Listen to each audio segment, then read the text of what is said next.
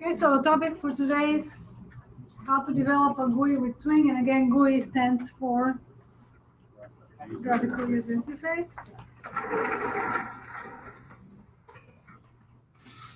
So there are several different libraries you can use with Java to develop a GUI. The old one is called AWT, and they're essentially pluses and minuses associated with all of them. Abstract Window Kit is the abbreviation for AWT, or AWT is an abbreviation for Abstract Window Toolkit. It was working with native components, so it was getting the GUI actually from the operating system, which meant that it was operating system dependent, and it might look good in one environment, but not so good in another. So that was a problem. And so therefore, Swing was built, which is built on top of AWT, and it will create its own widgets rather than using the ones from the operating system. And also it has more advanced widgets because the ones that are just from the operating system were not quite as advanced.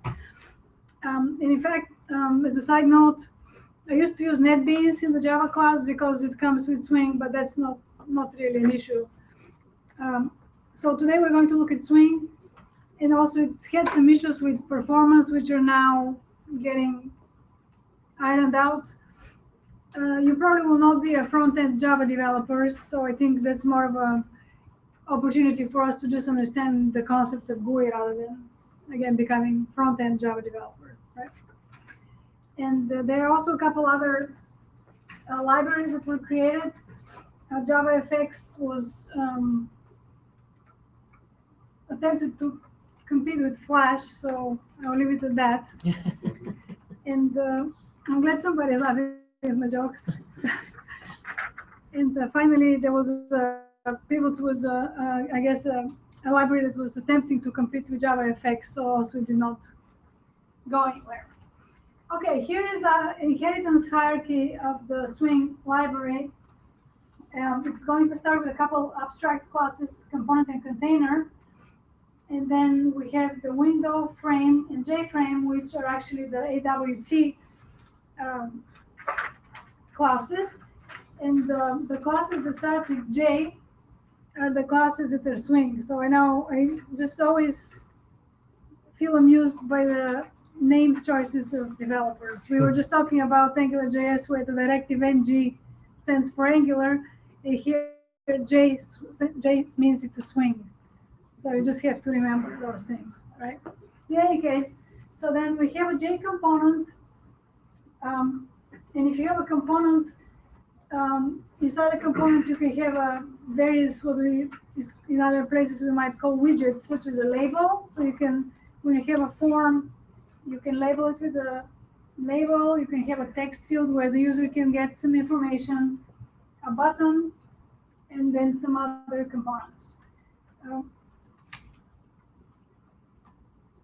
If you have a container, when you hear about a container, that means that it's a structure that can actually components inside. So the container can contain additional components or containers inside. And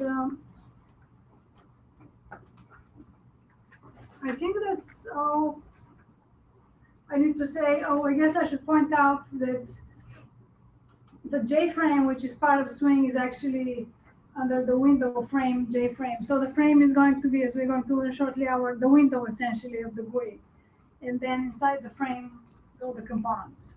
But because I'm sorry? They're like forms? They're like forms, you can think of them as forms.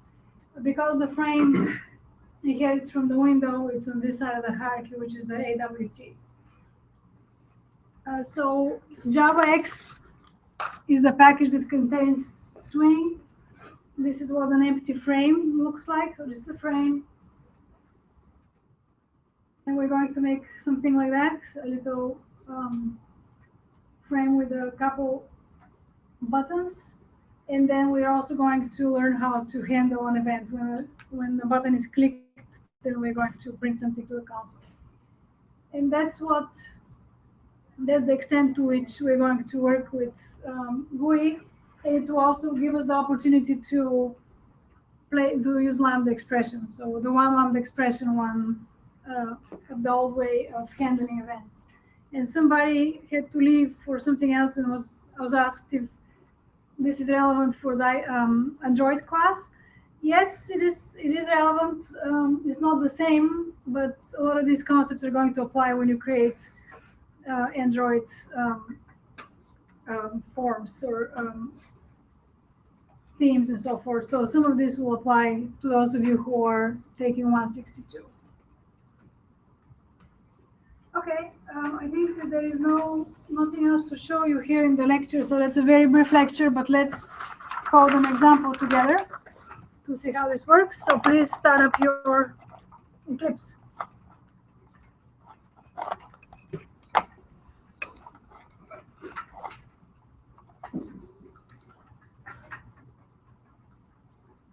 It's going to be only one file. So I did post it for reference. I still would like you to, hand code it with me, because otherwise you won't just learn it by looking at it, but it is posted in week 11 as well if you want to look at it.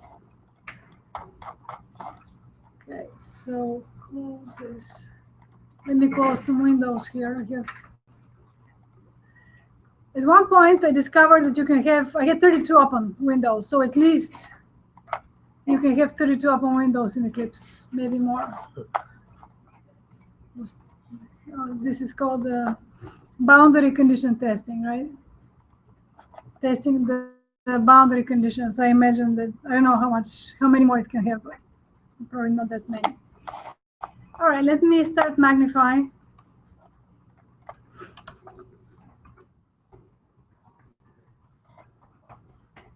So new project.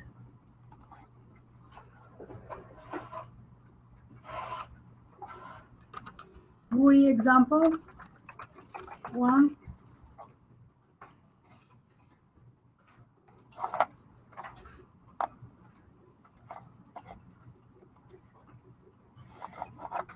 We only have one file, but I'm going to create a package, which of course will be the UI package.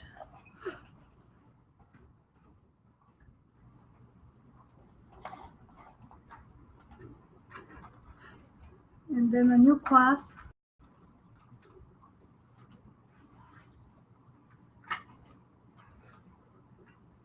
called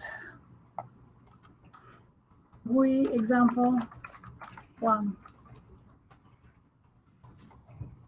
And you do want a main here.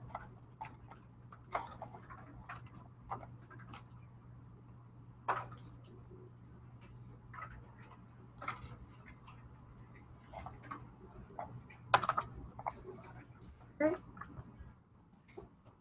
So the first thing we're going to do is create a JFrame widget, as I showed you in the hierarchy in the example. The frame is going to contain everything else. So first we create a JFrame widget. Then we're going to need to be adding classes as we add the different functionality here. So it's going to be a JFrame frame is equal to a new frame, new JFrame.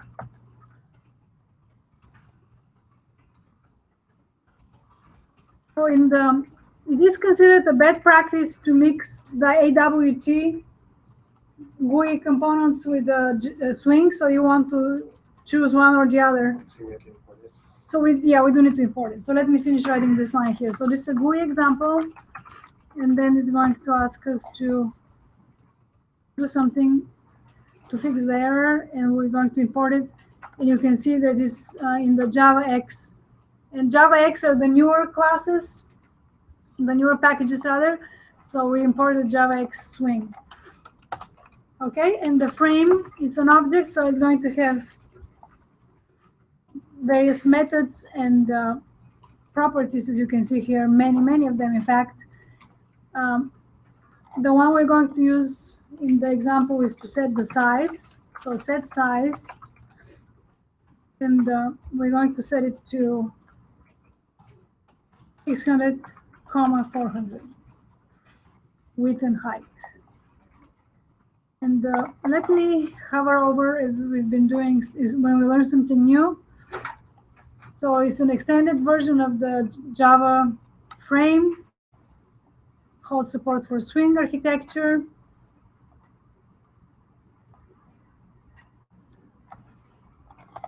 And the size, as you can guess, resizes this component so that it is the width and the height that was specified.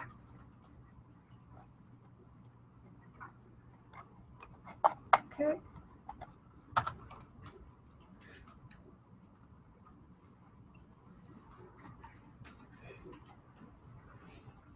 Next, we're going to call frame dot set location by platform to true.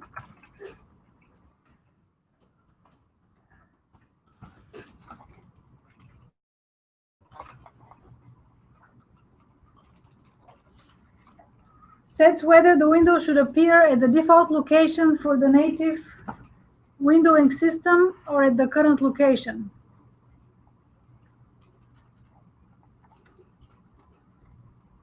This behavior, so just a second. So this behavior can also be enabled by setting that something else. But essentially, it's going to tell here, if you say true, that you're going to set the location in the default location for the native windowing system, or based on the operating system. And then we are going to also see set default close operation to jframe dot, and there are various options here. We're going to choose exit on close. So when we click the X, it's going to close the frame. Set default close operation sets the operation that will happen by default when the user initiates a close on the frame. Okay.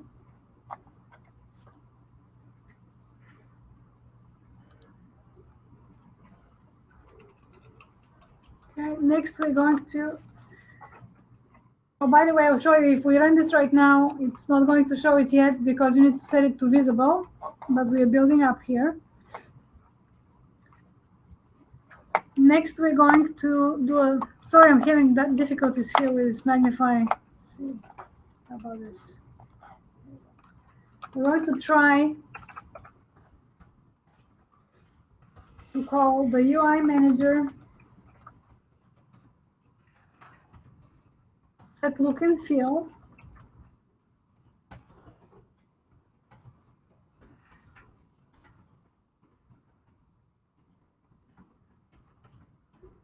And we're going to pass UI manager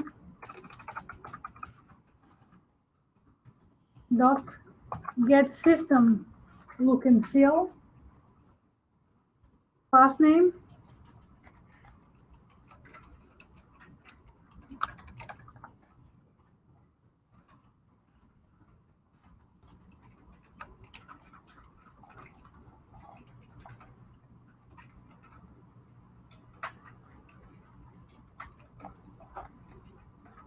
So loads the look and feel specified by the given class name using the current thread's context class loader. And we're setting it to get system look and feel class name, returns the name of the look and feel class name that implements the native system look and feel if there is one. In other words, we want it to look like the native operating system GUI. Does this make sense? Probably, right? Okay. So that's what we set here, and then we're going to catch a class not found exception.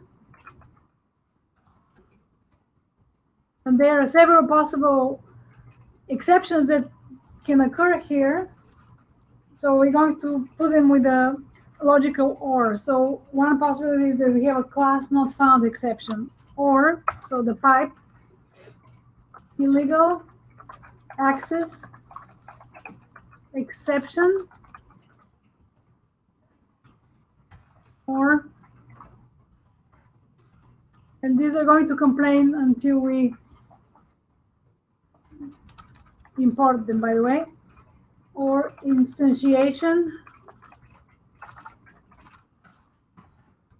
exception, or unsupported look and feel exception, E.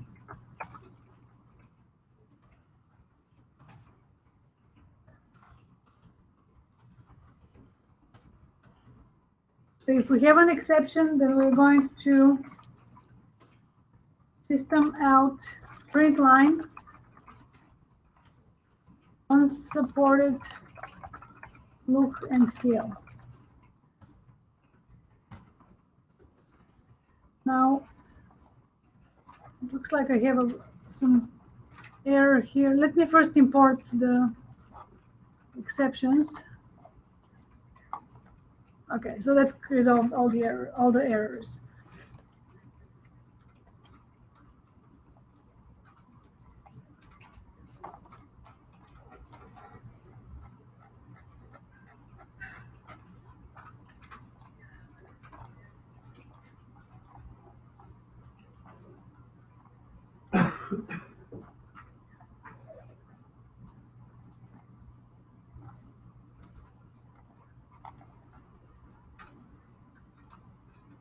So we set the frame to have the default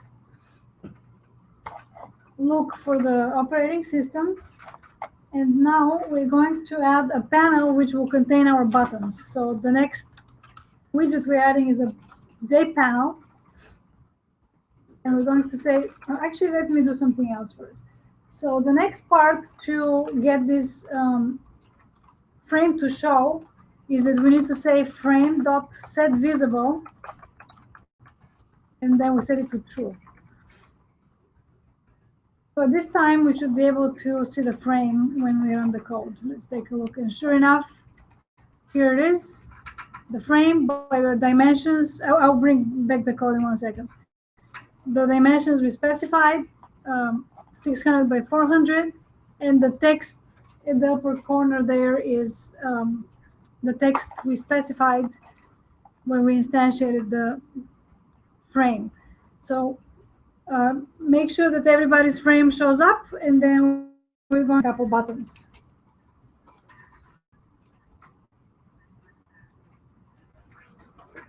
If you have any errors, okay, wow, there's a lot of hands. Okay, I'll be right there.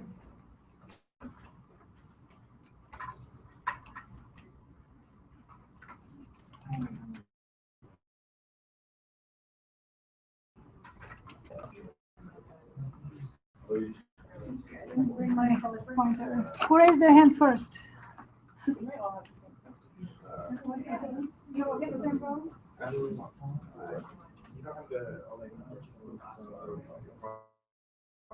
Okay, imports. So, okay, click on here on the logo and import these, and that will resolve at least some of the errors.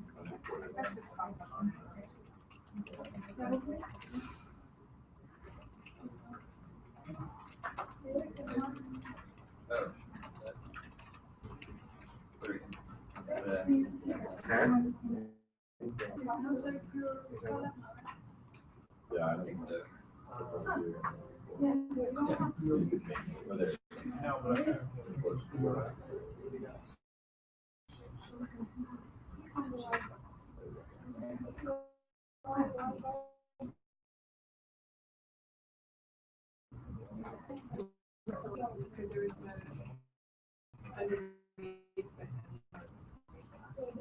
Okay.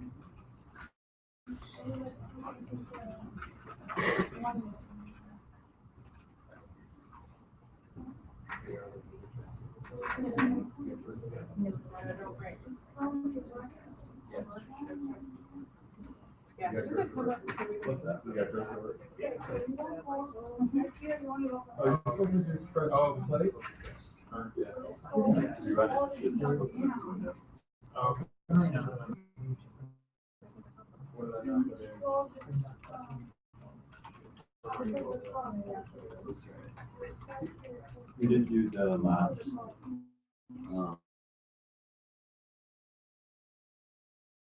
And also that will code needs to be inside. Wait, you said that. No, I just gotta put you have it visible. Yeah, yeah.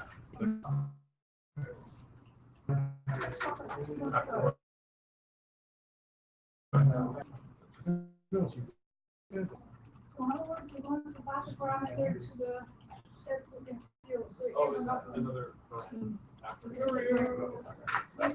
I saw your the comment because after auto there. I know. Yeah.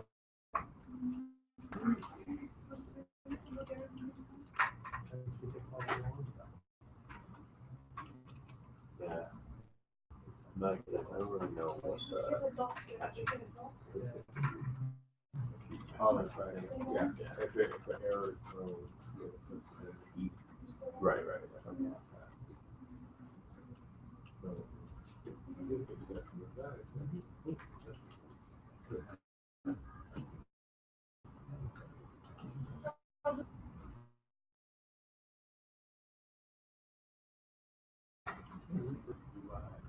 Well, this is. I probably wouldn't be able to put this forward. Yeah. But okay. I think this would be nice to know because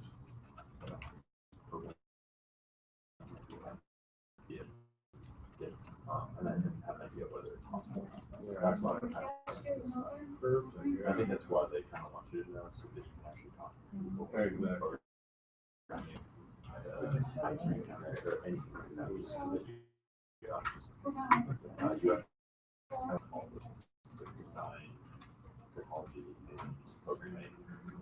It's a kind of combination of all those. Sorry, is it more of a project management type of? It could be. Sometimes people are, you guys people are, but it's more like sort of visual design. It's like making sure that you know what's around. It's easy. Yeah, it's easy. To Yeah, it. it makes sense. Yeah. Yeah. It's like if you're trying to figure out your website, then you can really want to think like It's definitely really compared, it's a growing field. yeah, so many apps. Yeah, exactly. Websites, and so crap. So they use this example of like doors. You know, if you ever come to the door and you go to push it open, or you go to pull it, it's locked. It's a push door. It's like, well, if it's a push door, why is it? Yeah. So that's kind of like the same idea. But if you don't, some good design, you should never notice. If that's good design, if you notice it, that's bad design. They can move stuff. If you pull out of experience. Exactly. Does anybody else on a Mac here? That's why there's some psychology. Yep.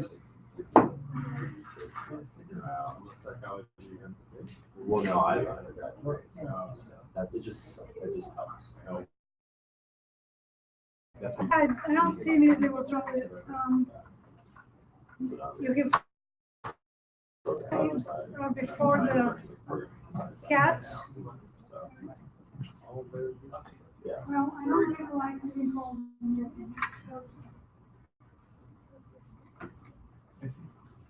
Second, let me give it to my master.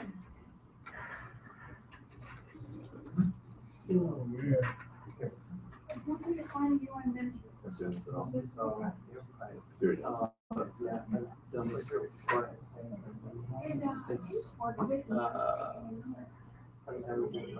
yeah. and there's like builders, like you have an Did you install this? I just What is? automatically generates it.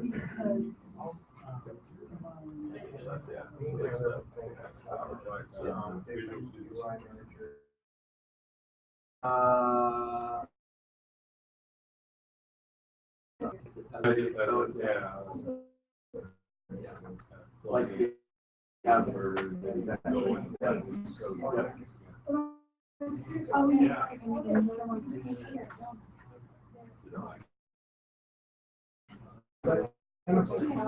Huh?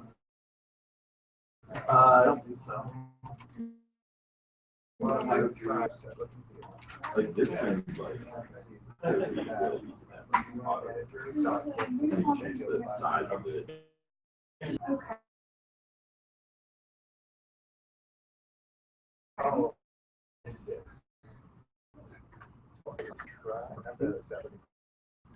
Pretty brace.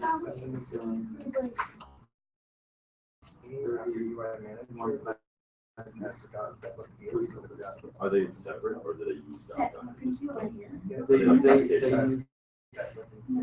They use the. So the UI manager, the get system looking at the parameter. Stuff and resize it. Code is written manually. Oh, I see. So it says like separate applications, like a web app and a separate Okay. Yeah. So, And then. But okay, like open close.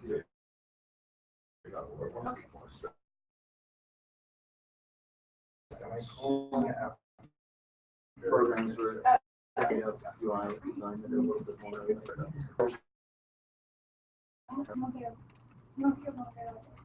Never used those, but I know they exist. Oh, there's actually.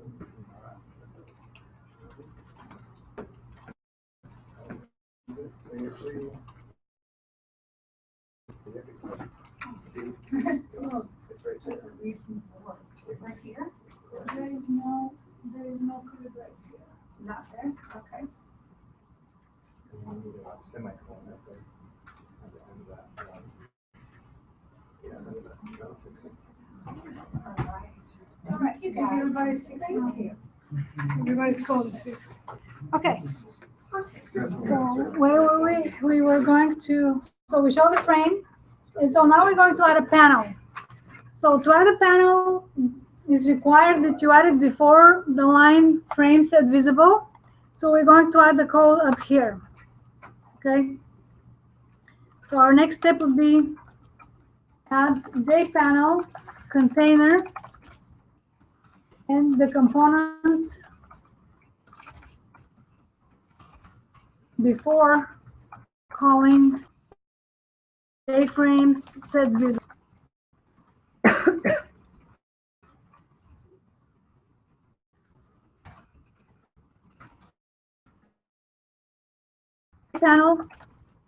Panel is equal to init JPanel. So we need to import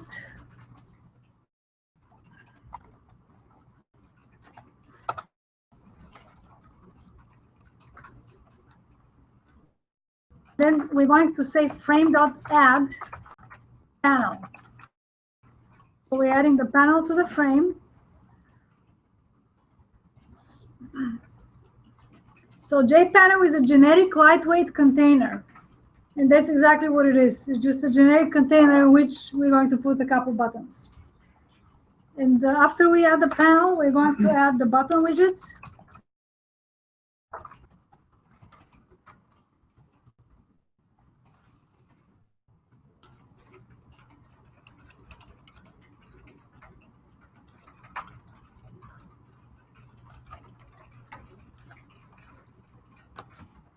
So it's a type J button. Button 1 is equal to a new J button. And you can give it the text displayed in the button. In this case, it will be click me.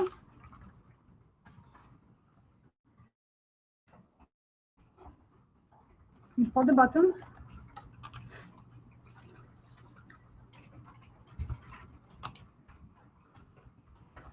And then button 2, the same way. And this will be no click me.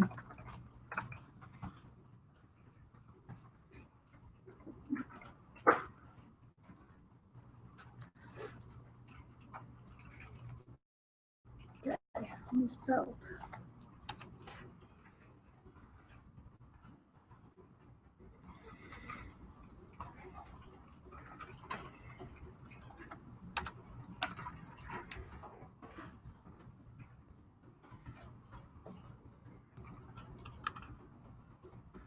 And still before the frame, now we're going to say panel.add. And as you can see here, you add a component. So it can be any component. We added the panel. Now to the panel, we're going to add a button, right? Button 1 and 2.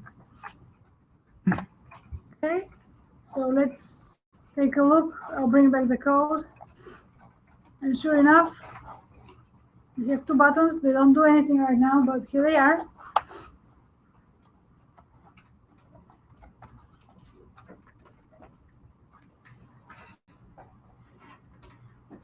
So make sure everyone has the buttons displayed, and then we're going to add a little bit of an event handler code. Daniel? You imported something for the button widgets. What is it? It's the JButton class. So essentially, you know, you can also import swing.star.asterisk. It can autocomplete for you. We have imported the JButton, JFrame, JPanel, as well as the UI manager and the exception.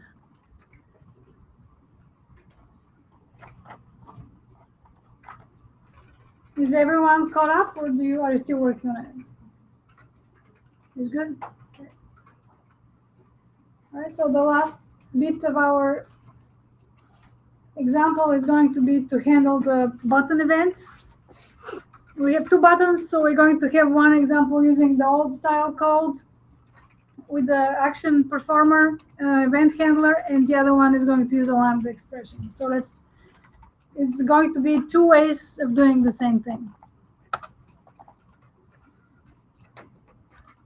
So handle. So after the set visible, after you set the frame, now we're going to have handle button with event handler.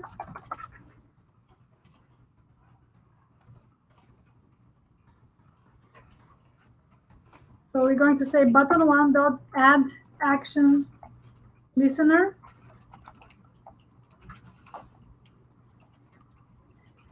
Actually, sorry, let's add when you're adding the comment, I would like this one to be handle button with, just to skip my order here, this one is going to be with a lambda expression first. It doesn't really matter, but mimic the example that I have uploaded for you as well. And so then we're going to have add action event listener.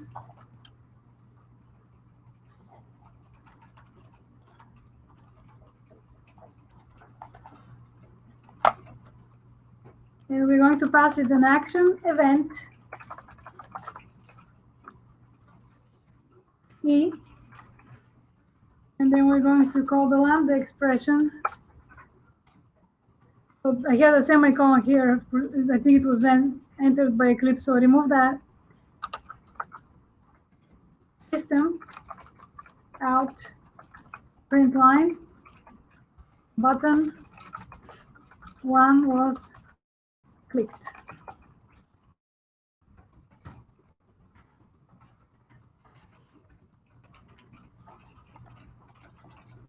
Something is up here. Let's see what do we do.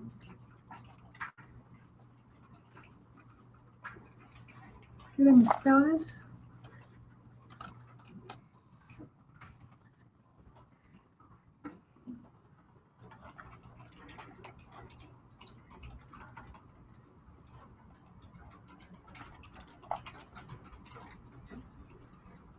Oh, I'm missing a parent here. There we go.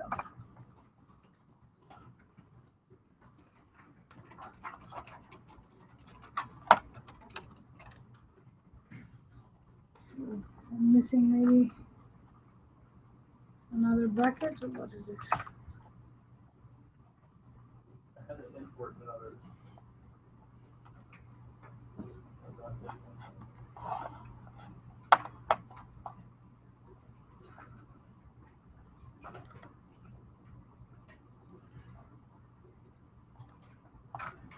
Yeah, we do need to import, but let me, I'm still not seeing here. Did I misspell this maybe? Or let's see, add action.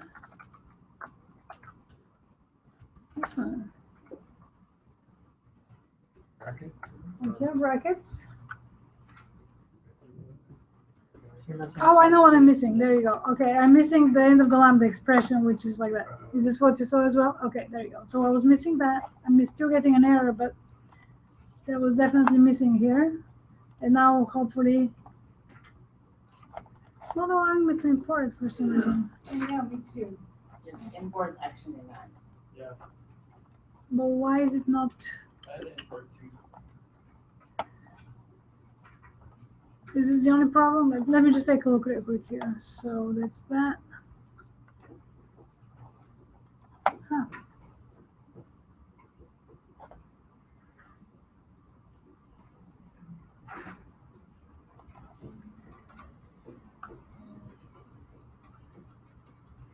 All right, well.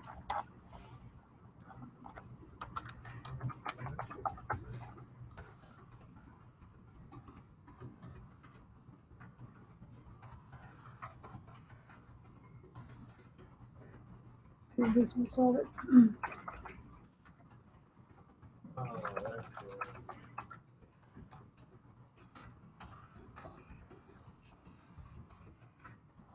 I had to put a semicolon after the lambda expression. Yeah, this is how you close. It's Imports? What yeah, I will. Just not sure. I guess it didn't like. I'm not sure why it didn't import them directly for us. It should have. But in any case, all right.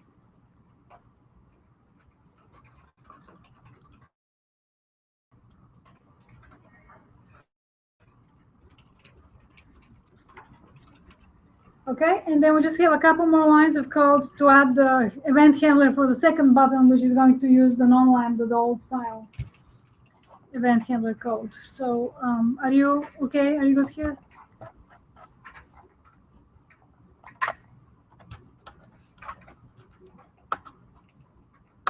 Okay, and this is going to, oh, that's what I was trying to do. I was trying to show you the methods now that there is resolved. So the add action listener adds an action listener to the button. So do we know what this means? Is it kind of clicked or assume- not? It's like if it's activated. It is related to that. What it's doing is it's an event listener, so it's going to wait for an event. It's listening for an event essentially, and then when an event occurs, that's when it's going to trigger the event handler, which in this case will be to print out the button mouse clicked. So the action listener is going to listen for the event. So it's like standing by, and when the event happens, then it's going to be handled in this case by saying, by the event handler code, which here is system out print line button mouse clicked. Right? And then we're going to show this in a moment when we run the code. Okay, so the last one is going to be handling button 2. So we're going to have at override because we're overriding an existing method.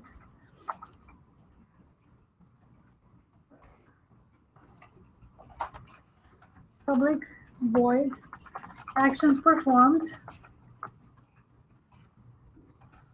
an action event. So it's the same event E.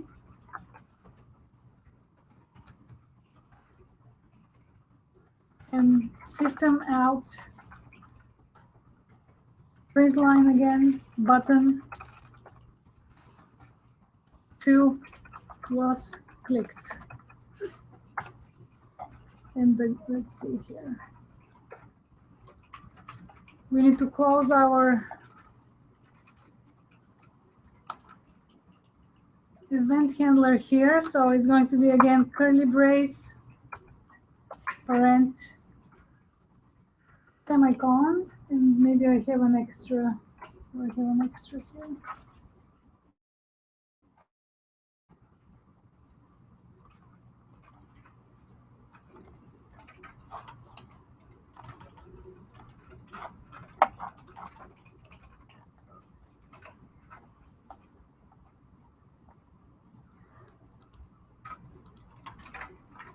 Oh, okay.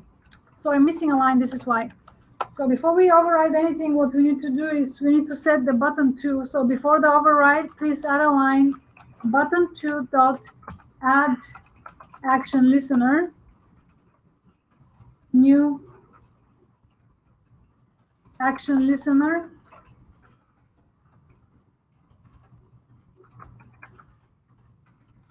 and then we're going to open curly brace,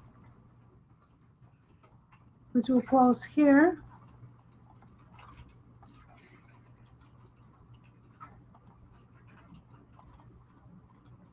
And now I think if I add my last curly brace, that should be resolved. There we go. Okay.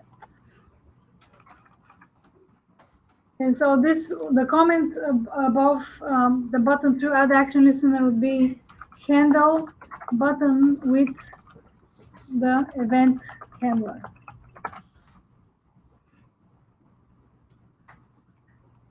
So again, adds an action listener to the button.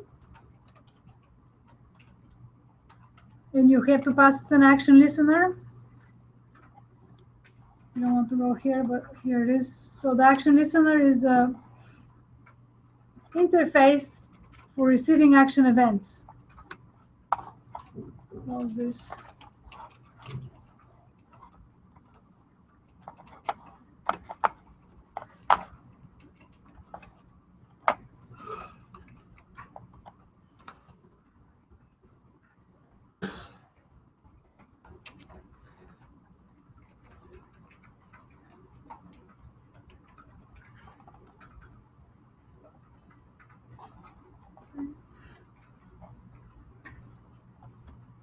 And so we are using the add action listener, and we're going to override a method called action performed, which is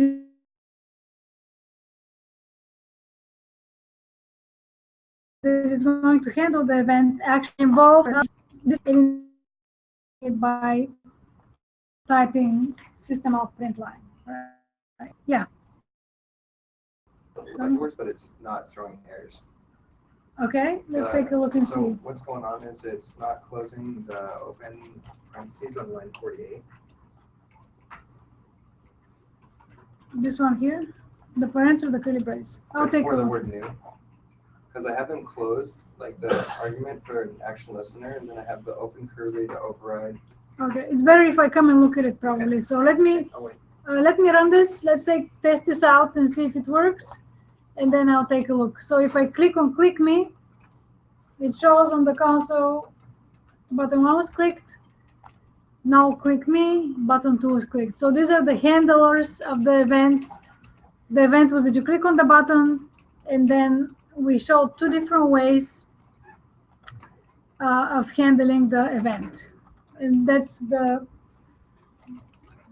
very basic functionality that you probably should know about what GUIs are like. So you have the form, you have the widgets, and then the widgets need to be handled, and you're handling them with events.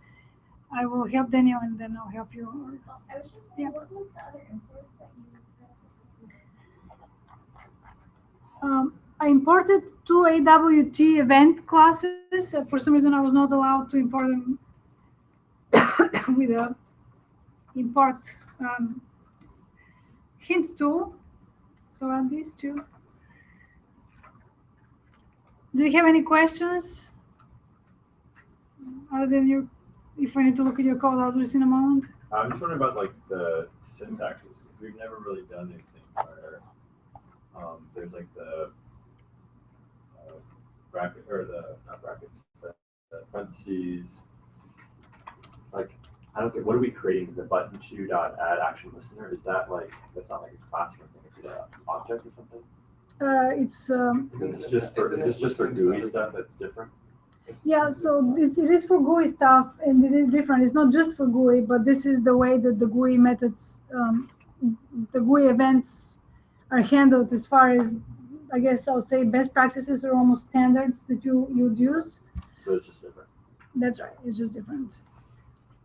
You can't use the same thing and then change the number on button and in the literal. Also. Well, you can also, yeah, you can certainly play with it. You can name the button whatever you want. You can name it, Daniel, and that's fine.